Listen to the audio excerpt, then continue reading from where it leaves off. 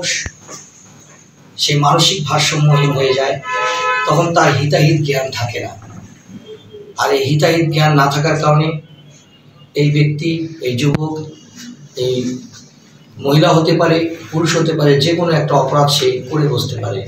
তাহলে অপরাধ করার জন্য এটা একটা বড় ভূমিকা রাখে মাদক দ্রব্যটা। তাহলে আমরা সবাই জানছি নিঃসন্দেহে এটা একটা ক্ষতিকর জিনিস।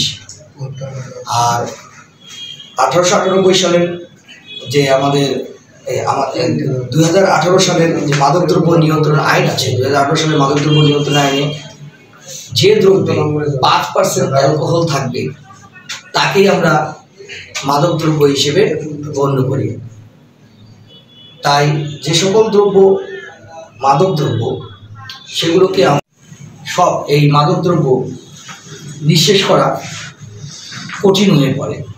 যার কারণে আজকে যে এই মহান রব্বুল আলামিনকে আমি কৃতজ্ঞতা জ্ঞাপন করছি এই জন্য যে এত সুন্দর একটা অনুষ্ঠানের জন্য আমি অনুষ্ঠানে উপস্থিত হতে পেরে। ঠিক তার সাথে সাথে আমি ধন্যবাদ জানাই যে এই সাংবাদিকবৃন্দ এবং প্রেস ক্লাবের এবং যারা অতিথিবৃন্দ এখানে এসেছেন আমাকে এত সুন্দর একটা অনুষ্ঠানে আসার সুযোগ করে দিয়েছে। আমরা জানি যে মাদকদ্রব্য